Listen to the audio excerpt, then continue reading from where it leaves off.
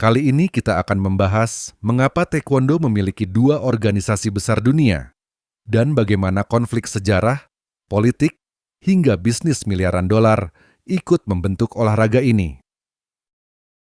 Dua arah Taekwondo. Taekwondo bukan sekadar seni tendangan. Di balik dobok putih dan sabuk hitamnya, ada perebutan pengaruh, identitas nasional Korea, hingga transformasi besar dari seni bela diri menjadi industri olahraga global. Dan semua itu bermula setelah Perang Korea. Ketika Korea terpecah menjadi Korea Utara dan Korea Selatan, dunia Taekwondo perlahan ikut terbelah. Salah satu tokoh terpenting dalam sejarah ini adalah Choi Hong-hee, seorang jenderal Korea Selatan yang dikenal sebagai sosok yang mempopulerkan nama Taekwondo. Ia berusaha menyatukan berbagai aliran bela diri Korea menjadi identitas nasional baru. Dari sinilah lahir International Taekwondo Federation pada tahun 1966. ITF berkembang dengan gaya yang keras dan sangat berorientasi pada kombat nyata. Fokusnya bukan sekadar menyentuh lawan untuk mendapat poin, tetapi menjatuhkan lawan melalui power, kombinasi tangan dan kaki, serta efektivitas pertarungan. Nuansa militernya sangat kuat karena memang dibentuk dari filosofi bela diri Korea pasca perang. Namun konflik mulai muncul ketika hubungan Choi Hong-hee dengan pemerintah Korea Selatan memburuk. Ia dianggap terlalu dekat dengan Korea Utara karena membawa dan memperkenalkan Taekwondo ke sana. Dalam situasi politik Korea yang sangat sensitif saat itu, langkah tersebut memicu kontroversi besar.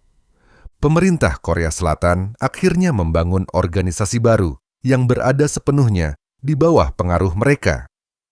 Tokoh penting di balik proyek ini adalah Kim Un-yong, diplomat dan tokoh olahraga Korea Selatan yang memiliki visi jauh lebih besar. Menjadikan Taekwondo olahraga global dan membawanya masuk Olimpiade. Dari sinilah lahir World Taekwondo pada tahun 1973 bersamaan dengan dibangunnya Kukiwon sebagai pusat resmi Taekwondo dunia versi Korea Selatan. Sejak saat itu, Taekwondo benar-benar terpecah menjadi dua arah besar. ITF mempertahankan karakter lama yang lebih dekat dengan seni bela diri tradisional. Sparring keras, penggunaan tangan aktif, ritme kombat yang agresif, dan fokus pada efektivitas teknik. Sementara WT bergerak menuju olahraga internasional modern yang lebih aman, cepat, mudah dipahami penonton, dan cocok untuk televisi serta Olimpiade. Perbedaan arah inilah yang kemudian mengubah wajah Taekwondo dunia selamanya. Industri bernama Taekwondo. Un-yong, WT, berhasil membawa Taekwondo tampil sebagai olahraga demonstrasi di Olimpiade Seoul 1988, lalu resmi menjadi cabang Olimpiade penuh pada tahun 2000. Dari titik inilah Taekwondo berubah dari sekadar seni bela diri menjadi industri olahraga global bernilai miliaran dolar. Sponsor mulai masuk. Brand perlengkapan bertarung berkembang. Akademi Taekwondo bermunculan di seluruh dunia.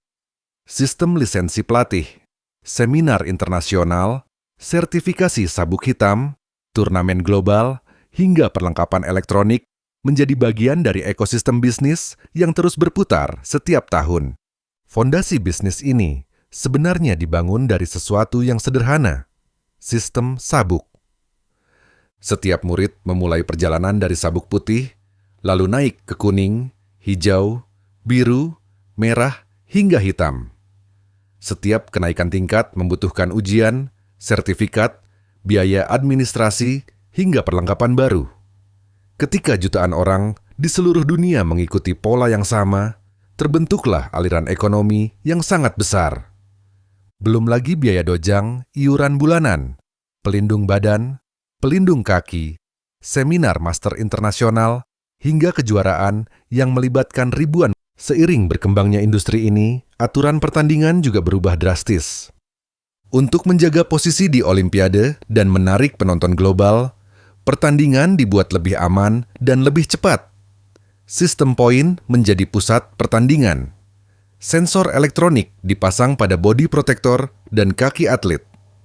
Tendangan cepat dan akurasi lebih dihargai dibanding pertarungan agresif. Disinilah kritik mulai muncul.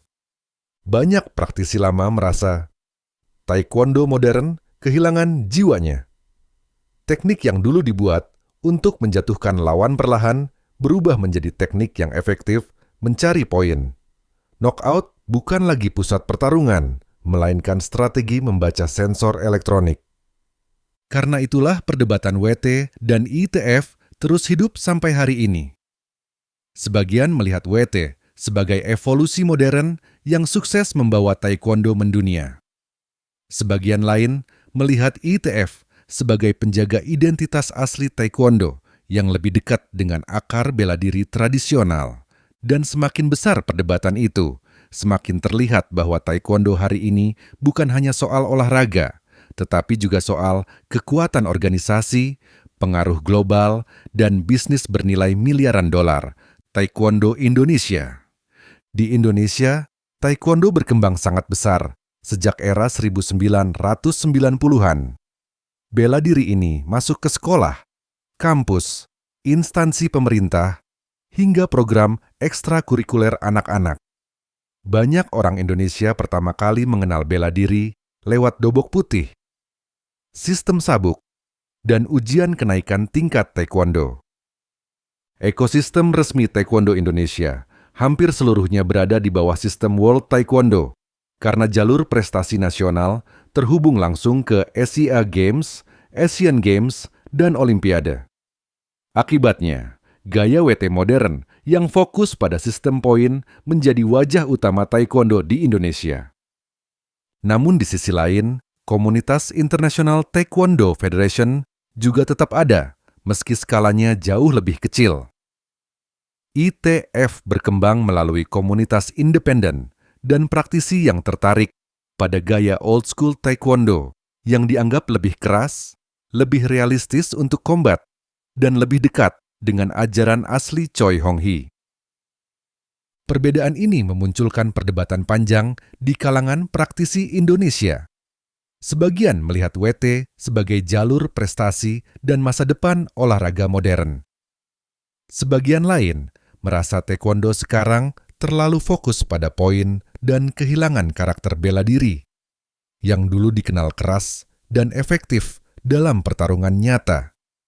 Menariknya, perdebatan ini justru semakin ramai di era media sosial. Video Old Taekwondo, Knockout ITF, hingga cuplikan taekwondo di MMA dan UFC mulai membuat banyak orang mempertanyakan arah perkembangan taekwondo modern saat ini. Dan di balik semua itu, taekwondo Indonesia sendiri telah berkembang menjadi industri besar. Mulai dari dojang, ujian sabuk, seminar, perlengkapan sparring, event nasional, hingga turnamen yang melibatkan ribuan peserta setiap tahun. Semuanya menjadi bagian dari ekosistem ekonomi yang terus tumbuh. Begitulah taekwondo tumbuh dan berkembang. Mari kita berdiskusi di kolom komentar dan sampai jumpa di video selanjutnya.